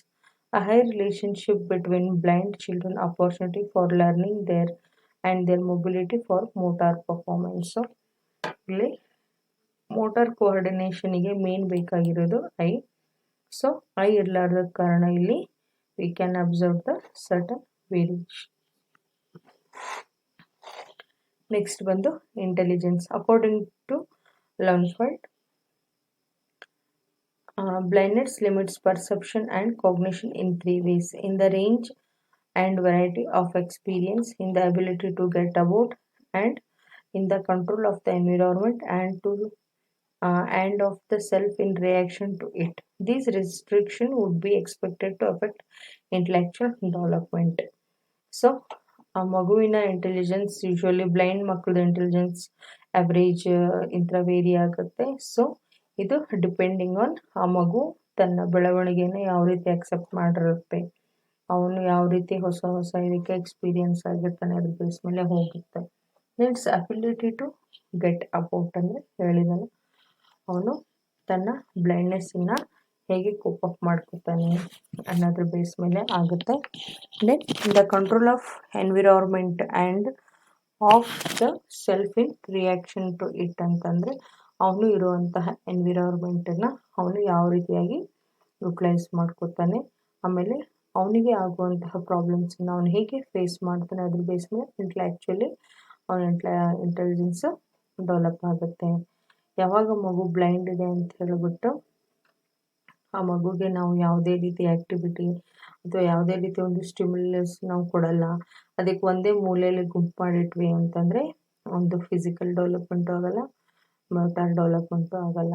ಯಾವಾಗ ನಾವು ಅದಕ್ಕೆ ಪ್ರೋತ್ಸಾಹ ಕೊಟ್ಟು ಆ ಮಗುವಿಗೆ ಏನು vision is not own the sense to lead the life ಅಂದ್ಕೊಂಡ್ಬಿಟ್ಟು ನಾವು ಸ್ಟಿಮ್ಯುಲಸ್ ಕೊಡ್ತಾ ನಾರ್ಮಲ್ ಮಕ್ಕಳಿಗೆ ಹೇಗೆ ಟ್ರೀಟ್ ಮಾಡ್ತೀವಿ ಹಾಗೆ ಟ್ರೀಟ್ ಮಾಡೋದ್ರಿಂದ ಒಂದು ಒಳ್ಳೆ ಇಂಟೆಲೆಕ್ಚುಯಲ್ ಬೇಬಿನ ನಾವು ಮೇಂಟೈನ್ ಆದರೆ ಬೆಳೆಸಬಹುದು. ನೆಕ್ಸ್ಟ್ ಬಂದು social maturity. Blindness children do often receive significantly lower social maturity scores than seeing children, but the reasons may lie in aspect of the blind child environment rather than in his own lack of sight. The tendency of parents to overprotect a blind child is strong, perhaps out of guilt, hostility, anxiety, or simple lack of knowledge about his capability. So ಇಲ್ಲಿ blind ಮಕ್ಕಳು ಅಂದ ತಕ್ಷಣ ಆ parents social ಮ್ಯಾಚುರಿಟಿಯಲ್ಲಿ ಅವನು slightly lower ಇರ್ತಾನೆ. Because ಅವನಿಗೆ ಬೇರೆಯವರು ಏನು ಕುರುಡ, ಇವನಿಗೇನು ಕೆಲಸ ಮಾಡೋಕ್ಕಾಗಲ್ಲ, ಹಾಗೆ ಹೀಗೆ ಈ ರೀತಿ ಕಾನ್ಸೆಪ್ಟ್ಗಳು ಇದ್ದಾಗ ಆ ಮಗು ತನ್ನ ಮನಸ್ಸನ್ನು ಓಪನ್ ಅಪ್ ಮಾಡ್ಕೊಳ್ಳಲ್ಲ. ಇವನ್ ದೋ ಪೇರೆಂಟ್ಸ್ ಆಲ್ಸೋ, ಯಾಕಂದರೆ ನಾವು ಕಾನ್ಫಿಡೆಂಟಾಗಿ ಯಾವಾಗ ಇರ್ತೀವಿ ಅಂದರೆ ನಾವು ಕಣ್ಣಲ್ಲಿ ಯಾವಾಗ ನೋಡ್ತೀವಿ ಅದನ್ನು ನಾವು ಇಲ್ಲಿ what we C we believe that. ಆದರೆ ಇಲ್ಲಿ ಸೈಟ್ ಅನ್ನೋದೇ ಪ್ರಾಬ್ಲಮ್ ಇದ್ದವಾಗ ಅಲ್ಲಿ ಓವರ್ ಪ್ರೊಟೆಕ್ಟಿವ್ನೆಸ್ ಜಾಸ್ತಿ ಆಗುತ್ತೆ. ಹಾಗಾಗ್ಬಿಟ್ಟು ಪೇರೆಂಟ್ಸು ಅವನಿಗೆ ಹೊರಗಡೆ ಕರ್ಕೊಂಬರೋಕ್ಕೆ, ಕೆಲವೊಂದು ಪೇರೆಂಟ್ಸ್ ಹೊರಗಡೆ ಕರ್ಕೊಂಡು ಬರಲಿಕ್ಕೆ ಅವ್ರಿಗೆ ಗಿಲ್ಟ್ ಫೀಲ್ ಆಗ್ಬೋದು, ಅಥವಾ ಅವರಿಗೆ ಇವನಿಗೆ ಮ್ಯಾನೇಜ್ ಮಾಡೋಕ್ಕಾಗಲ್ಲ ಅನ್ನೋದೊಂದು ಫೀಲ್ ಆಗಿರ್ಬೋದು, ಅಥವಾ ಅವನಿಗೆ ಓವರ್ ಪ್ರೊಟೆಕ್ಟಿವ್ ಮಾಡೋ ಅಂಥದ್ದಾಗಿರ್ಬೋದು. ಸೊ ಇದೆಲ್ಲವೂ ಸೇರಿಬಿಟ್ಟು ಅವ್ನ ಸೋಷಿಯಲ್ ಮ್ಯಾಚುರಿಟಿ ಲೋವರ್ ಆಗುತ್ತೆ. Speech development. The literature regarding speech of the blind reveals that the blind shows less vocal variety. Lack of modulation is more critical among the blind. The blind tend to talk louder than the sighted. The blind speak at a slower rate. Less effective use of gesture and bodily action is typical of the blind. The blind use less lip movement and articulation of the sound.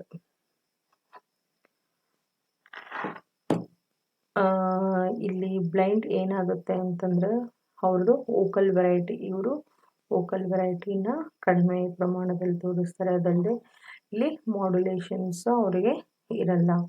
ಆಮೇಲೆ ಅವರು ಸೈಟೆಡ್ಕಿನ ಜಾಸ್ತಿ ಜೋರಾಗಿ ಮಾತಾಡ್ತಾರೆ, ಆಮೇಲೆ slow ಆಗಿ ಮಾತಾಡ್ತಾರೆ. ಇಲ್ಲಿ slow ಆಗಿ ಮಾತಾಡೋದಂದರೆ ಮಾತಾಡೋ ಸ್ಪೀಡು ಅಥವಾ ತೀವ್ರತೆ ಅಂತ ಹೇಳ್ತೀವಿ ಅದು. ಲೌಡರ್ ಅಂದರೆ ಇಂಟೆನ್ಸಿಟಿ, ಅವನೆಷ್ಟು ಜೋರಾಗಿ ಮಾತಾಡ್ತಾನೆ ಅನ್ನೋದಕ್ಕೆ ನಾವು ಲೌಡರ್ ಅಂತ ಹೇಳ್ತೀವಿ. ಇಲ್ಲಿ ಅವನು ಸ್ಪೀಡಾಗಿ ಮಾತಾಡೋಕ್ಕಾಗಲ್ಲ. ದೆನ್ ಅವನು ಗೆಸ್ಚರ್ಸ್ ಅಥವಾ ಬಾಡಿ ಆ್ಯಕ್ಷನನ್ನು ಮಾಡಲ್ಲ. ಆ್ಯಂಡ್ ದೆನ್ ಲಿಪ್ ಮೂಮೆಂಟ್ ಮೇಲೆ ಆ ಲಿಪ್ ಮೂಮೆಂಟನ್ನು ಅವನು ಯೂಸ್ ಮಾಡಲ್ಲ. ಬಿಕಾಸ್ ಯಾವ ಆರ್ಟಿಕ್ಯುಲೇಷನ್ ಆಫ್ ದ ಸೌಂಡ್ ಇದ್ದವಾಗ ಅವನು ಲಿಪ್ ಮೂಮೆಂಟನ್ನು ಅಷ್ಟು ಅಬ್ಸರ್ವೇಷನಲ್ಲಿ ತಗೊಳ್ಳ. ಬಿಕಾಸ್ ಇವೆಲ್ಲ ಥಿಂಗ್ಸನ್ನ ಅವನು ತನ್ನ ಸೈಟಿಂದ ನೋಡಿರಲ್ಲ, ಅದಕ್ಕೋಸ್ಕರ. ನೆಕ್ಸ್ಟ್ ಬಂದು language development. The language of the blind children, if concepts which require vision are excluded, is not deficient, since much of language is acquired auditorily. The blind, unlike the deaf, can develop language usage similar to that of seeing individuals. So ಇಲ್ಲಿ auditory development ಇಲ್ಲಿ ಡೆಫಿಗೂ ಮತ್ತು ಬ್ಲೈಂಡ್ಗೂ compare ಮಾಡಿದರೆ ಬ್ಲೈಂಡ್ನವರು ಆರ್ಟಿಕ್ಯುಲರ್ಲಿ ಚೆನ್ನಾಗಿರ್ತಾರೆ, ಅಂದರೆ ಅವ್ರದ್ದು auditory system ಚೆನ್ನಾಗಿರುತ್ತೆ, ಇವ್ರದ್ದು language ಡೆವಲಪ್ಮೆಂಟೂ ಚೆನ್ನಾಗಿರುತ್ತೆ. ಸೊ ಬಿಕಾಸ್ ಇವರು ಕೇಳಿಸ್ಕೊಳ್ಳೋದು ಜಾಸ್ತಿ ಮಾಡಿರೋದ್ರಿಂದ. ನೆಕ್ಸ್ಟ್ ಬಂದು reading. Blind children learn to read through the Braille, which is slower process than reading visually. The blind are slower reader than seeing children reading print. During first and second grades, their retardation is not marked, but by the time they have attended school for 8 years, their reading of braille is comparable to 5th and 6th grade print reading. So blind ಯಾವತ್ತು education ತಗೊಳ್ಳೋದು through Braille ಅಂತ ನಮಗೆ ಗೊತ್ತಿರೋ ವಿಷಯ. ಅಂದರೆ blind ಮಕ್ಕಳಿಗೆ education ಕೊಡೋದು through Braille method. So blind ಮಕ್ಕಳು ಸ್ವಲ್ಪ ಸ್ಲೋವರ್ ರೇಟಲ್ಲಿ ಇರ್ತಾರೆ ಕಂಪೇರಿಂಗ್ ವಿತ್ ನಾರ್ಮಲ್ ಮಕ್ಕಳ ಜೊತೆ. ಅವ್ರ ರೀಡಿಂಗ್ ಪ್ರಿಂಟನ್ನು ಅಂದರೆ ಕಣ್ಣಿರೋ ಮಕ್ಕಳು ಯಾವ ರೇಟಲ್ಲಿ ಓದ್ತಾರೋ ಅವ್ರಿಗೆ ಕಂಪೇರ್ ಮಾಡಿದ್ರೆ ಇವರು ಅದು ಅವ್ರಿಗಿನ್ನ ಸ್ಲೋ ರೇಟಲ್ಲಿ ಓದ್ತಾರೆ. ದೆನ್ ಅದನ್ನು ಬಿಟ್ಟರೆ ಇವರು ಸೆಕೆಂಡ್ ಗ್ರೇಡಲ್ಲಿ ಇದ್ದಾಗ ಫಸ್ಟ್ ಆ್ಯಂಡ್ ಸೆಕೆಂಡ್ ಗ್ರೇಡಲ್ಲಿ ತಮ್ಮ ರಿಟಾರ್ಡ್ನೆಸ್ಸನ್ನು ಮಾರ್ಕ್ ಮಾಡ್ಕೊಂಡ್ಬಿಟ್ಟು ಯಾವಾಗ ಅವರು ಸ್ಕೂಲಲ್ಲಿ 8ನೇ ಕ್ಲಾಸಿಗೆ ಅಂದರೆ 8 ವರ್ಷ ಕಳೀತಾರೋ ಆವಾಗ ಅವರು ಒಂದು ನಾರ್ಮಲ್ ಮಗುವಿನ 5ನೇ 6ನೇ ಕ್ಲಾಸಿಗೆ ಈಕ್ವಲ್ ಇರ್ತಾರೆ. ಅರ್ಥ ಆಯ್ತಲ್ಲ? ಅಂದರೆ ಅವರು ಯಾವಾಗ ತಮ್ಮ 8 years of reading braille is comparable with the 5th or 6th standard of normal children. Other school subject in arithmetic, spelling and general information, blind children are retarded educational as compare to seeing. So other things like arithmetic ಮತ್ತು ಸ್ಪೆಲ್ಲಿಂಗಲ್ಲಿ ಅವರು ಸ್ವಲ್ಪ weak ಇರ್ತಾರೆ. Then ಬಂದು sensory perception. Blind people make better use of their abilities in the sense field. A sighted person may tend to discern sounds in his environment, but the necessity has caused to have a significance to a blind person. This does not mean that the actual hearing ability of the two individuals differ similarly in the sense of touch. So ಇವರಿಗೆ through the touch ಇವರಿಗೆ sensing ability ಜಾಸ್ತಿ ಇರುತ್ತೆ. So ಇವರು various ಸೌಂಡ್ಸನ್ನು define ಮಾಡ್ಕೊಳ್ತಾರೆ. ಆಮೇಲೆ ಇಬ್ಬರು ಮಾತಾಡ್ತಿದ್ದಾರೆ ಅಂತಂದರೆ ಅದನ್ನು ಅವರು ಈಸಿಲಿ ಡಿಫ್ರೆನ್ಸನ್ನ ಕಂಡುಹಿಡಿತಾರೆ. The ability of blind child to utilize various types of imagery is an important consideration in his total development and especially in his educational program. So ಅವನು ತನ್ನ ಟೈಪ್ ಆಫ್ ಇಮ್ಯಾಜಿನರಿ ಅದನ್ನು ತುಂಬ ಮಹತ್ವದಾಯಕವಾಗಿ ಕೊಟ್ಟಿರ್ತಾನೆ, ಬಿಕಾಸ್ ಇದು ಅವನಿಗೆ education ಪ್ರೋಗ್ರಾಮಲ್ಲಿ help ಆಗುತ್ತೆ. Next ಬಂದು music. It is often been assessed that music is one of the areas in which the blind have exceptional abilities and interest. Although music education is emphasized with blind, and history gives records of some blind individuals who become noted musicians, music using primary and auditory sense is still included in all the curriculum for blind. So, as we know, music ಒಂದು ಒಳ್ಳೆ area blind ಮಕ್ಕಳಿಗೆ. ಇದೊಂಥರ ಒಂದು exceptional ability ಮತ್ತು interest ಆಗಿರುತ್ತೆ. ಆಮೇಲೆ so ಅವರು ತಮ್ಮ ಮ್ಯೂಸಿಕ್ ಎಜುಕೇಷನ್ ಮೇಲೆ ಜಾಸ್ತಿನೇ ಗಮನ ಹರಿಸಿರ್ತಾರೆ. So we had a example of ಸುಮಾರಷ್ಟು ಬ್ಲೈಂಡ್ ಇರುವಂಥ ಮಕ್ಕಳು ಮ್ಯೂಸಿಕಲ್ಲಿ ತಮ್ಮ ಸಾಧನೆಯನ್ನು ತೋರಿಸಿರೋಂತಹದ್ದು. ಆಮೇಲೆ ಈ ಬ್ಲೈಂಡ್ ಮಕ್ಕಳ ಸ್ಕೂಲ್ಗಳಲ್ಲಿ ಕರಿಕ್ಯುಲಮಲ್ಲಿ ಒಂದು ಮ್ಯೂಸಿಕ್ ಕ್ಲಾಸು ಕಂಪಲ್ಸರಿಯಾಗಿ ಆ್ಯಡ್ ಮಾಡಿರ್ತಾರೆ. ಬಿಕಾಸ್ ಇವ್ರದ್ದು ಆಡಿಟರಿ ಸಿಸ್ಟಮ್ ಚೆನ್ನಾಗಿರುತ್ತೆ. They can speak and they can listen very well. So hence they are capable of lead life. Next ಬಂದು educational provision for blind. The American Foundation for the Blind recognized 3 types of educational provision for blind children. These are education in public or private residential school for the blind. So blind ಗೆ private ಅಥವಾ residential ಸ್ಕೂಲ್ಗಳನ್ನು ಮಾಡುವಂತಹದ್ದು. Education with the sighted in public or a private school with a resource or a special class teacher available during entire school day. So ಅವರಿಗೆ with a special school, ಆಮೇಲೆ resource room, special class ಇರೋವಂತಹ whole day ಇರೋವಂತಹ ಸ್ಕೂಲನ್ನು prefer ಮಾಡ್ತಾರೆ. Education with the sighted in public or a private school with itinerant teacher teaching service available at a regular or needed interval. So itinerant ಟೀಚರ್ಗಳ ಫೆಸಿಲಿಟಿನೂ ಇರಬೇಕು. So residential school. The residential school is boarding school for blind children where they generally attend for 9 months of the year. Here they go to school and even learn occasions. Such school often admit children as young as 4 or 5 years, terminate their attendance at the age of 18 to 21. Even though it provides an opportunity for through training, certain disadvantages of an institutional setting become apparent: routine formalities, segregation, lack of family life, and fourth. So, ಈ residential school ಡಿಸ್ಟಿಕ್ಕಿಗೆ ಬಂದಿರುತ್ತೆ. So special school, ಇಲ್ಲಿ special classes ಇರ್ತವೆ, special rooms ಅಂದರೆ resource room ಇರ್ತವೆ, special teachers ಅಂದರೆ expertise teachers ಇರ್ತಾರೆ with the itinerant teachers. So ಇವರು ಅಡ್ಮಿಷನ್ ಸ್ಟಾರ್ಟ್ ಮಾಡೋದು from the age of 4 to 5 up to the age of 18 to 21 ಇಯರ್ಸ್ವರೆಗೂ they can have the school. Public school day classes. So ಈ public school day classes ಅಂದರೆ there is an increasing cooperation between the residential school and public school system. Many residential schools send their pupils to public high school even though the students continue to live at the school for blind. Public school system avail themselves of special equipment, material and training, especially music and pre-vocational, which are available at residential.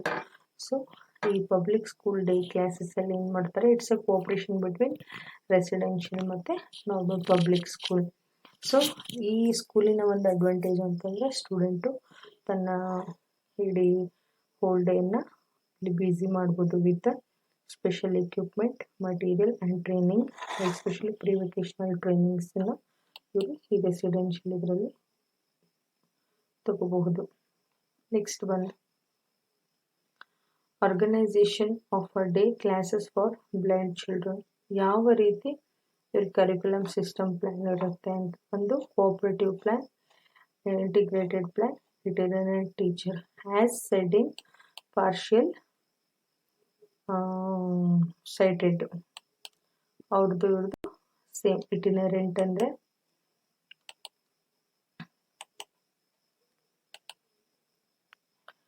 cooperative plan ಅಂತಂದರೆ under this plan the blind child is enrolled in the special room and is assigned to the regular classroom for a portion of the school day. The special class becomes the home room.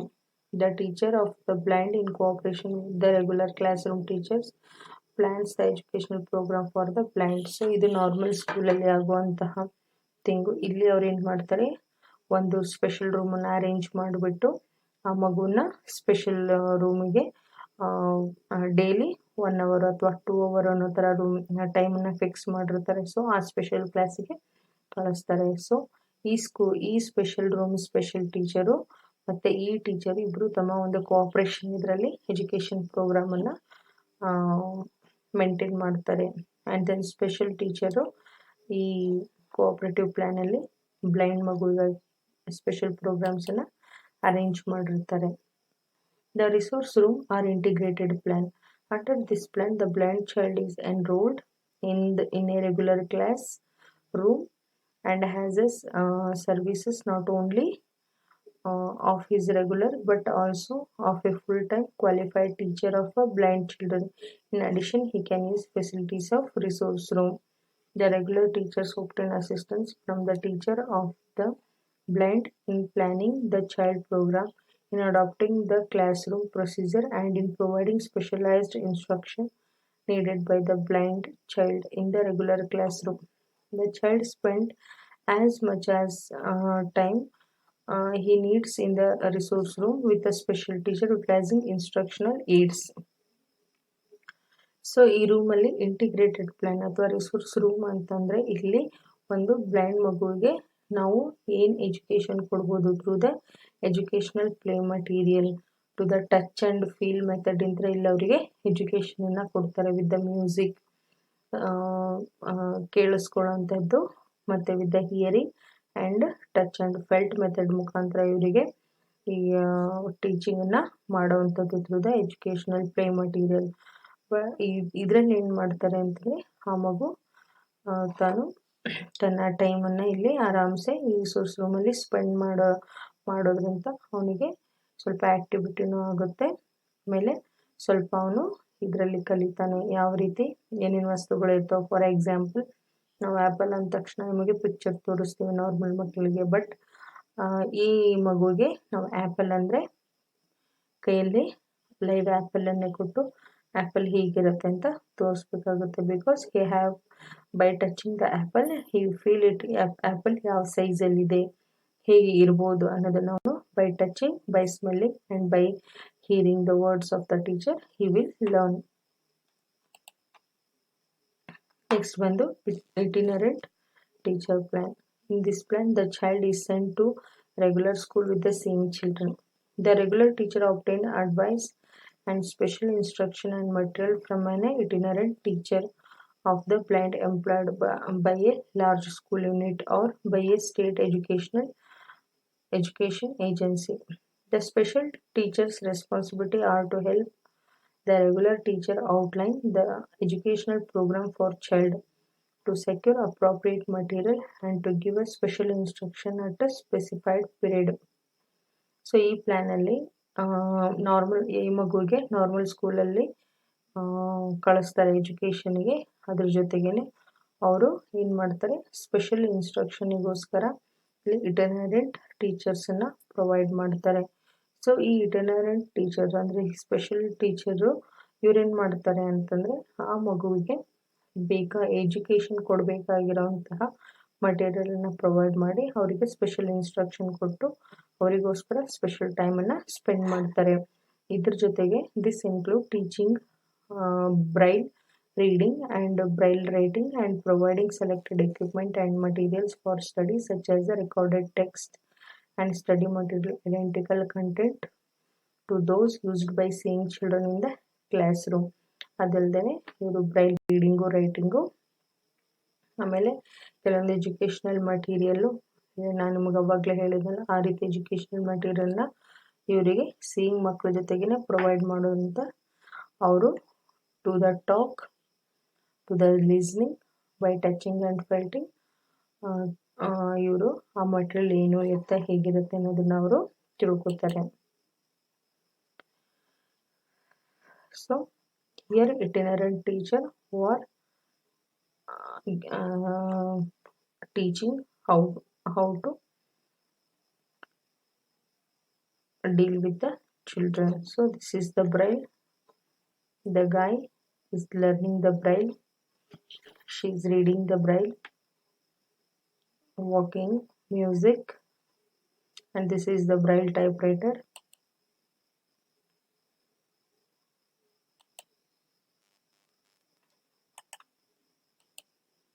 So curriculum, ಈ blind ಮಕ್ಕಳಿಗೆ ಏನು curriculum ಇರುತ್ತೆ ಅಂತ.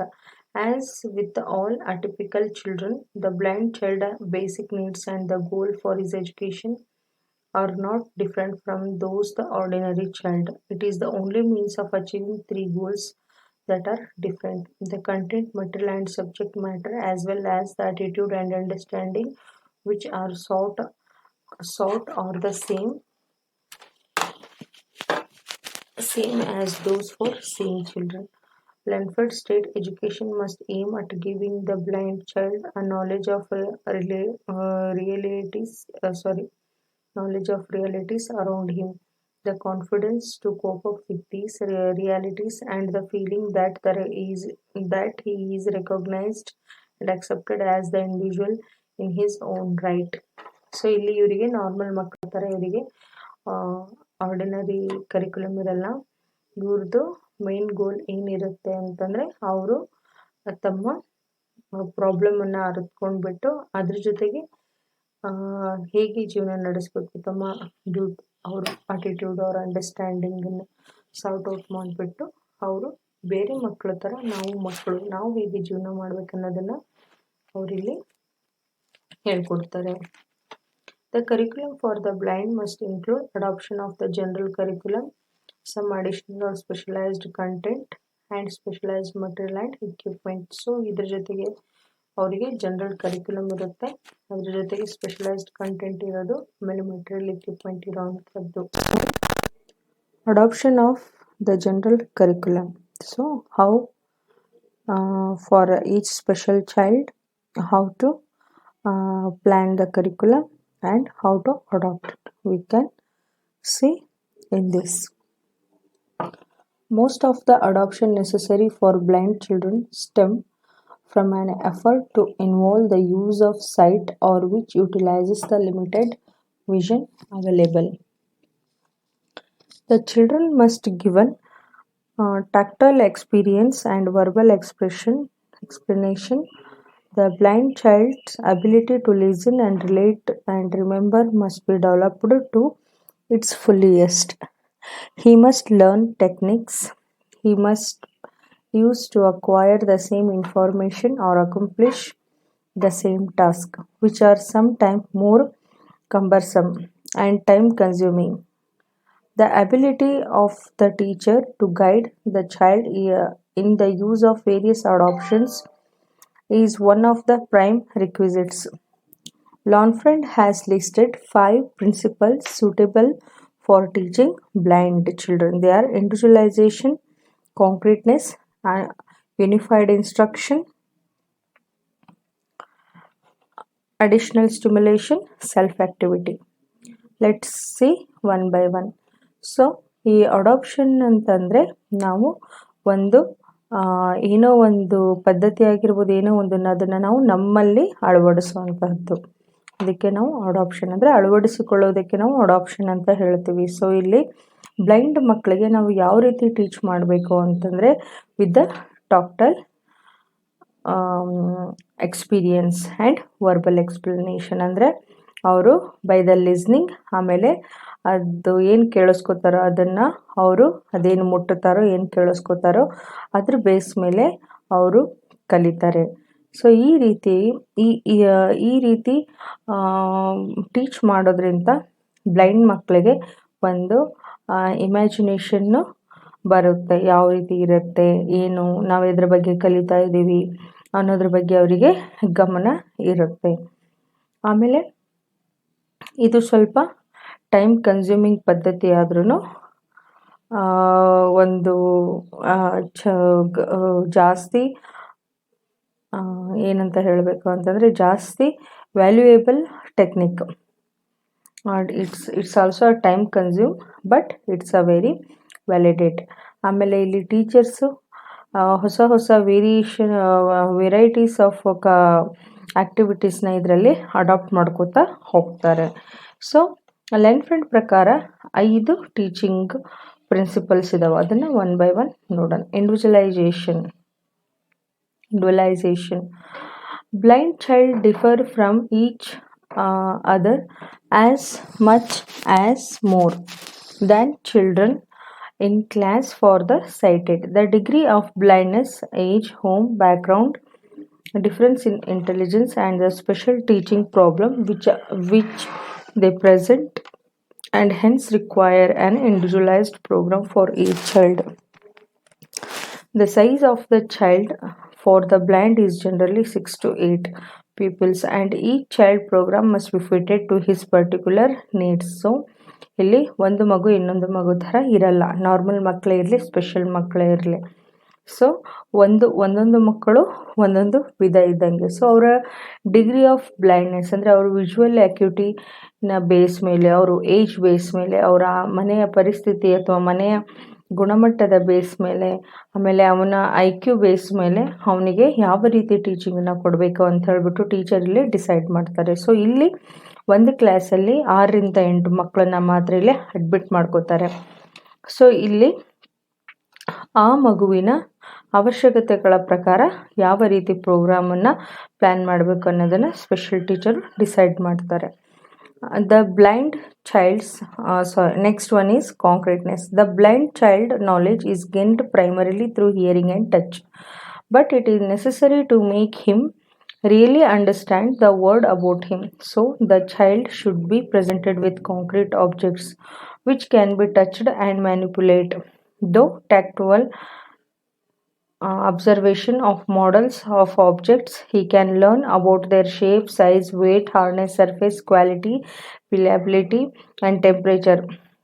Models of objects are enlarged if the actual object are too small, or contractions if they are too large. So concreteness ಅಂತಂದರೆ ಒಂದು ನಿಜ ರೀತಿನ ಅವರ ಕೈಯಲ್ಲಿ ನಾವು ಅಳವಡಿಸೋದು. ಅಂದರೆ ಮಗು ನಾನು ನಿಮಗೆ ಯಾವಾಗಲೇ ಹೇಳಿದ್ದು ಏನು ಅಂತಂದರೆ through the hearing and touch ಅವರು ಏನೇ ಕಲಿಬೇಕಂದ್ರೂ through the vision and the hearing. So ಇಲ್ಲಿ ಕಾಂಕ್ರೀಟ್ನೆಸ್ ಅಂತಂದರೆ ನಾವು ಅವರಿಗೆ ಕೊಡುವಂತಹ ಮಟೀರಿಯಲ್ಗಳು ಅವ್ರ ಕೈಗೆ ಕೊಟ್ಟಾದಾಗ ಅವರು ಟಚ್ ಮುಖಾಂತರ ಅದರ size, shape, weight, hardness, quality of the surface, ಅದರ ಟೆಂಪ್ರೇಚರು, ಇದ್ರ ಬೇಸ್ ಮೇಲೆ ಈ ವಸ್ತು ಈ ರೀತಿ ಇರುತ್ತೆ ಅಂತ ಹೇಳ್ಬಿಟ್ಟು ಅವರು ಗ್ರಹಿಸ್ಕೋತಾರೆ.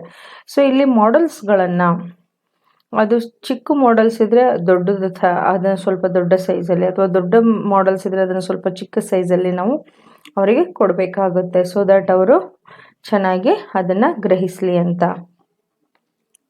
ನೆಕ್ಸ್ಟ್ ಬಂದು ಯೂನಿಫೈಡ್ ಇನ್ಸ್ಟ್ರಕ್ಷನ್.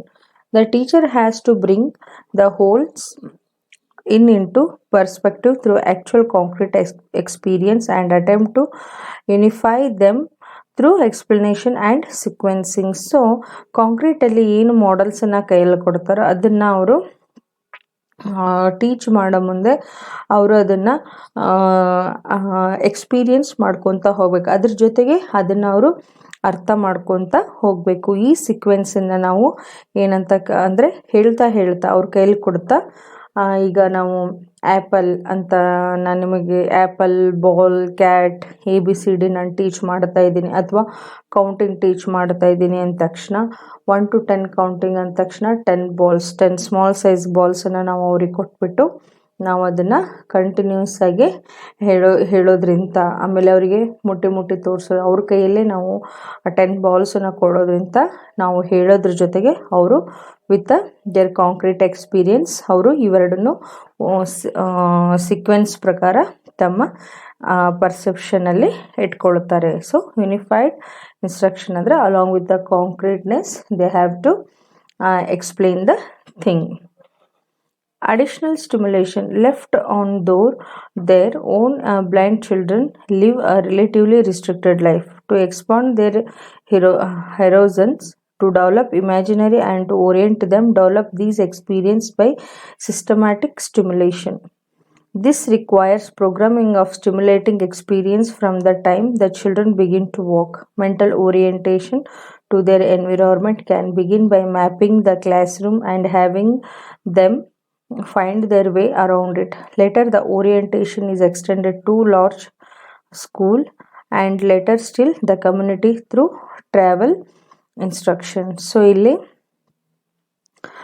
ಅಡಿಷ್ನಲ್ ಸ್ಟಿಮ್ಯುಲೇಷನ್ ಅಂತಂದರೆ ಆ ಮಗುವಿನ ಒಂದು ಐಡಿಯಾಲಜಿನ, ಅವನದೇ ಥಿಂಕಿಂಗನ್ನು ಬ್ರಾಡ್ ವೇಯಲ್ಲಿ ಸ್ಟಿಮ್ಯುಲೇಟ್ ಮಾಡೋದು. ಯಾವಾಗ ಸ್ಟಿಮ್ಯುಲೇಟ್ ಮಾಡಬೇಕು, ಯಾವಾಗ ಅವನು ನಡಿಲಿಕ್ಕೆ ಸ್ಟಾರ್ಟ್ ಮಾಡ್ತಾನೋ ಅವಾಗಿಂತ ನಮ್ಮ ಸ್ಟಿಮ್ಯುಲೇಷನು ಶುರು ಆಗಬೇಕು. ಮಗು ಹುಟ್ಟಿದೆ ಅಂದ ತಕ್ಷಣ ಅದನ್ನು ನಾವು ಬರೀ ತಿನ್ನೋದು ಮಲಗಿಸೋದು ಮಾಡೋದ್ರಿಂದ ಯಾವುದೇ ರೀತಿ ಬ್ರೈನ್ ಆ್ಯಕ್ಟಿವಿಟಿ ಇರಲ್ಲ. ಅವನು ನಾರ್ಮಲ್ಲಾಗೆ ಅಂದರೆ ಸಹಜವಾಗಿ ಎಷ್ಟು ಸಾಧಾರಣ ರೀತಿಯಲ್ಲಿ ಬೆಳೀತಾನೆ. ಯಾವಾಗ ನಾವು ಅವನಿಗೆ ಸ್ಟಿಮ್ಯುಲೇಷನ್ ಕೊಡ್ತೀವಿ, ಪ್ರಚೋದನೆ ಕೊಡ್ತೀವಿ, ಆವಾಗ ಅವನು ಹೊಸದನ್ನು ಕಲೀಲಿಕ್ಕೆ ಕ್ಯೂರಿಯಾಸಿಟಿನ ತೋರಿಸ್ತಾನೆ. ಸೊ ಕ್ಯೂರಿಯಾಸಿಟಿ, ಕುತೂಹಲ ಅನ್ನೋದು ಒಂದು ದ ಬೇಸ್ ಆಫ್ ಲರ್ನಿಂಗ್. ನಮಗೆ ಕುತೂಹಲ ಇದ್ದವಾಗ ನಾವು ಅದನ್ನು ಕಲೀಲಿಕ್ಕೆ ಟ್ರೈ ಮಾಡ್ತೀವಿ. ಅದೇ ರೀತಿ ಮಗುಗೆ ನಾವು ಫ್ರಮ್ ದ ಬಿಗಿನಿಂಗ್ ಸ್ಟಿಮ್ಯುಲೇಷನನ್ನು ಕೊಡ್ಬೋದು.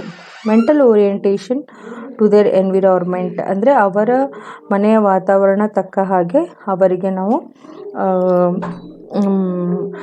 ಈ ರೀತಿ ಒಂದು ಮನೆ ಹೀಗಿರುತ್ತೆ, ಫಸ್ಟ್ ಹಾಲ್ ಇರುತ್ತೆ, ಕಿಚನ್ ಇರುತ್ತೆ, ಬೆಡ್ರೂಮ್ ಇರುತ್ತೆ. ಹೇಗೆ ನಾವು ಒಂದು ಮನೆ ಅಂದ ತಕ್ಷಣ ನಮಗೆ ಹೇಗೆ ಐಡಿಯಾಲಜಿ ಬರುತ್ತೆ, ಹಾಗೆ ಅವರಿಗೂ ಯಾವುದೇ ಒಂದು ವಸ್ತುವಿನ ಬಗ್ಗೆ ನಾವು ಹೇಳ್ತಾ ಇದ್ದೀವಿ ಅಂತಂದರೆ ಆ ವಸ್ತುವಲ್ಲಿ ಹೇಗಿರುತ್ತೆ. ಒಂದು ಬೈಕ್ ಅಂದರೆ ಏನು, ಅದಕ್ಕೆ 2 ವೀಲ್ಸ್ ಇರುತ್ತೆ, ಅದರಲ್ಲಿ ಇಬ್ಬರು ಕೂತ್ಕೋಬಹುದು. ಲೇಡೀಸ್ ಬೈಕ್ ಬೇರೆ, ಜೆಂಟ್ಸ್ ಬೈಕ್ ಬೇರೆ, ಇದು ಗೇರ್ಲೆಸ್ ಇರುತ್ತೆ, ಅದು ಗೇರ್ ಇರುತ್ತೆ. ಸೊ ಈ ರೀತಿ ನಾವು ಅವರಿಗೆ ಒಂದು ಮೆಂಟಲ್ ಓರಿಯೆಂಟೇಷನನ್ನು ಕೊಡಬೇಕು. Later the orientation is extended to the large school and large still to the community through travel instructions. So ಈ ರೀತಿ ನಮ್ಮ ಚಿಕ್ಕ ಓರಿಯೆಂಟೇಷನ್ನು ನೆಕ್ಸ್ಟ್ ಅವನಿಗೆ ಲೈಫ್ ಲೀಡ್, ಅವ್ನ ಸ್ಕೂಲಲ್ಲಿ ಅವನು ಎಜುಕೇಷನ್ ತಗೊಳ್ಳೋ ಮುಂದೆ ಆ ಓರಿಯೆಂಟೇಷನ್ ಅವನಿಗೆ ಹೆಲ್ಪ್ ಆಗುತ್ತೆ. ಸ್ಕೂಲಲ್ಲಿ ಏನು ಮಾಡ್ತಾರೆ, ಆಟ ಆಡೋ ಪಿರಿಯಡ್ ಅಂದ್ರೇನು, ಕ್ಲಾಸ್ ಅಂದ್ರೇನು, ಬೇರೆ ಮಕ್ಕಳ ಜೊತೆ ಹೇಗಿರಬೇಕು, ಈ ರೀತಿ ಎಲ್ಲ ವಿಧವಾದ ಥಿಂಗ್ಗಳನ್ನು ಅವನು ಕಲಿತಾ ಹೋಗ್ತಾನೆ. ನೆಕ್ಸ್ಟ್ ಬಂದು self activity. For A blind child to learn about his environment, it is necessary to initiate self-activity. A blind infant does not reach out for an object because it does not attract him. He or she must of its existence by touch and smell.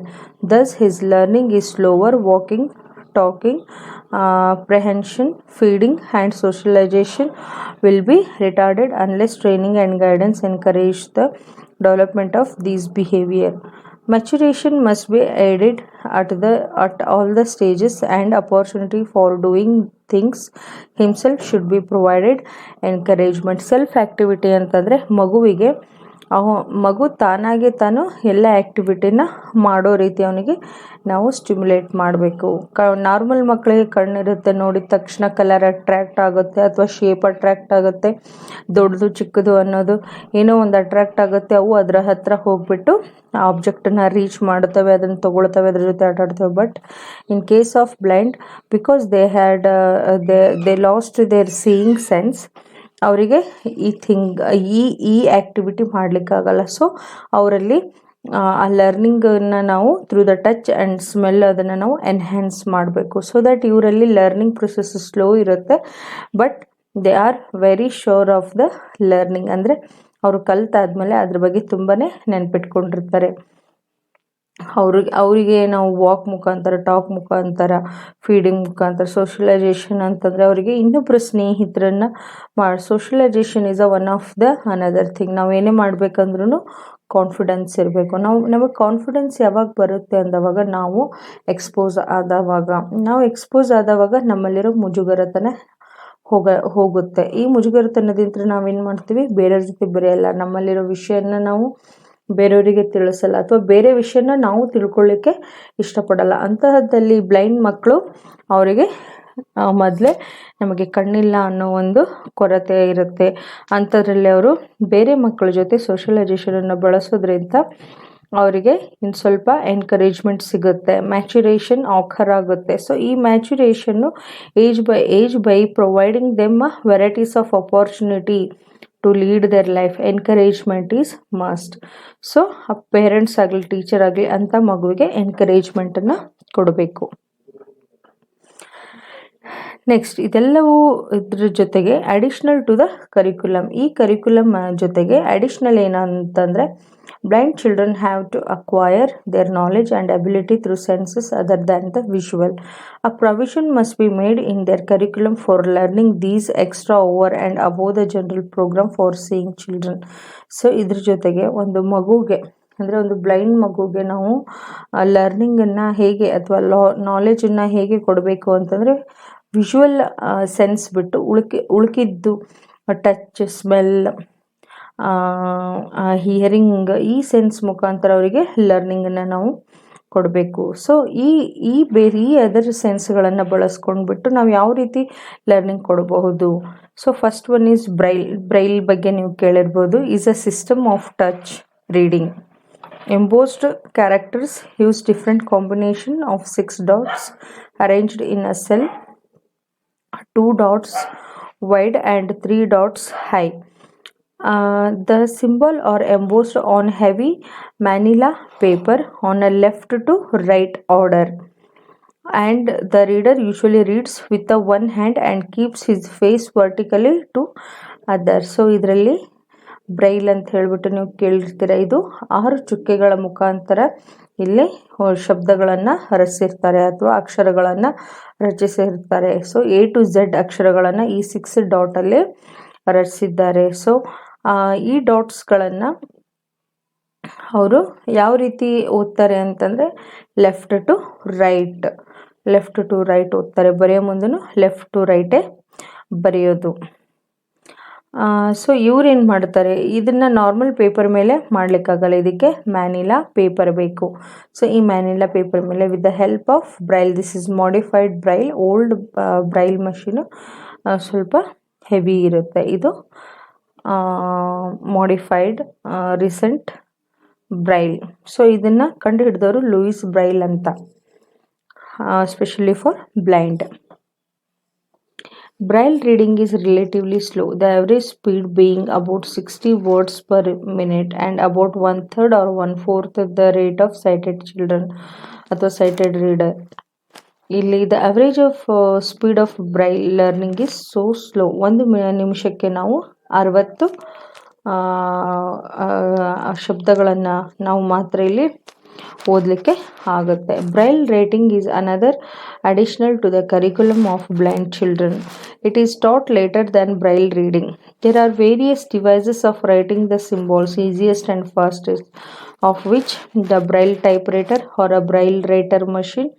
This has 6 keys corresponding to the 6 dots of the cell. A good braille typist can braille 40 to 60 words per minute. So ಈ Braille writing ಯಾವುದ್ಯಾವ್ದ್ರ base ಮೇಲೆ ಇದೆ ಅಂತಂದರೆ easiest fastest ಮೆಥಡ್ಸಲ್ಲಿದೆ. ಒಂದು Braille type writer ಅಥವಾ Braille writer machine ಇದೆ. So ಇಲ್ಲಿ 6 keys ಇರುತ್ತೆ corresponding to 6 dot. ಅಂದರೆ ನಾವೇನು ನಮ್ಮ ಮಾಮೂಲಿ ಟೈಪ್ ರೈಟರ್ ಹೇಗಿರುತ್ತೋ ಹಾಗೆ ಅದು ಇರುತ್ತೆ, ಆದರೆ ಅಲ್ಲಿ ಡಾಟ್ಸ್ಗಳನ್ನು ಯೂಸ್ ಮಾಡಿರ್ತಾರೆ. ಸೊ ಇಲ್ಲಿ ಒಬ್ಬ ಗುಡ್ ಬ್ರೈಲ್ ಟೈಪ್ ರೈಟರು 40 ರಿಂದ 60 ಶಬ್ದಗಳನ್ನು 1 ಮಿನಿಟಲ್ಲಿ ಟೈಪ್ ಮಾಡಬಹುದು. A braille can also be written by hand by using special slate and stylus. A braille slate which come in a desk and pocket size are boards with the double metal strip. The tower part of which it is pitted by cells of 6 dots each and the upper punch with corresponding hole. The paper is inserted between the metal strip and desired dot are embossed by pressing the dull stylus through the appropriate holes. Since this is to be read from the opposite side of the paper, the work must be done in reverse, beginning at the right margin and working towards left. So ಇಲ್ಲಿ ಬ್ರೈಲನ್ನು by using special slate ಮತ್ತು stylus ಮುಖಾಂತರ ಇಲ್ಲಿ ಬರೀಬಹುದು. ಈ Braille ಸ್ಲೈಟಲ್ಲಿ ಏನಿರುತ್ತೆ ಅಂತಂದರೆ ಒಂದು desk ಇರುತ್ತೆ, ಅದಕ್ಕೆ ಆಮೇಲೆ ಪಾಕೆಟ್ ಸೈಜ್ ಇರುತ್ತೆ. ಸೊ ಇಲ್ಲೇನು ಮಾಡ್ತಾರೆ, ಆ ಬೋರ್ಡಲ್ಲಿ ಆ ಬೋರ್ಡು ಹೇಗಿರುತ್ತೆ ಅಂತಂದರೆ ಡಬಲ್ ಮೆಟಲ್ ಸ್ಟ್ರಿಪ್ ಇರುತ್ತೆ. ಸೊ ಲೋವರ್ ಪಾರ್ಟು ಸೆಲ್ಸ್ಗಳ ಮುಖಾಂತರ ಫಿಕ್ಸ್ ಆಗಿರುತ್ತೆ, ಅಂದರೆ 6 ಡಾಟ್ಸನ್ನು ಒಂದೊಂದು ಸೆಲ್ಲು ಹೊಂದ್ಕೊಂಡಿರುತ್ತೆ. ಇದಾದಮೇಲೆ ಆ ಪೇಪರನ್ನು ಆ ಮೆಟಲ್ ಸ್ಟ್ರಿಪ್ಪಲ್ಲಿ ಹಾಕಿಬಿಟ್ಟು ಅದನ್ನು ಪ್ರೆಸ್ ಮಾಡಬೇಕು ಸ್ಟೈಲಸ್ ಥ್ರೂ. ಇದಾದಮೇಲೆ ಇಲ್ಲಿ ಅಪೋಸಿಟ್ ಸೈಡಿಂದ ಓದೋದ್ರಿಂದ ಆ ಪೇಪರ್ ವರ್ಕನ್ನು ರೈಟ್ ಸೈಡ್ ಮಾರ್ಜಿನಿಂದ ಸ್ಟಾರ್ಟ್ ಮಾಡಬೇಕು ಲೆಫ್ಟ್ ಸೈಡಿಗೆ. So you can see the braille typewriter, and this is the braille, manual braille.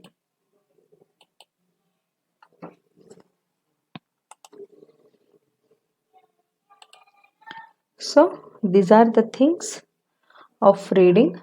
Means we can give the educational program for the blind with the all these programs. Thank you.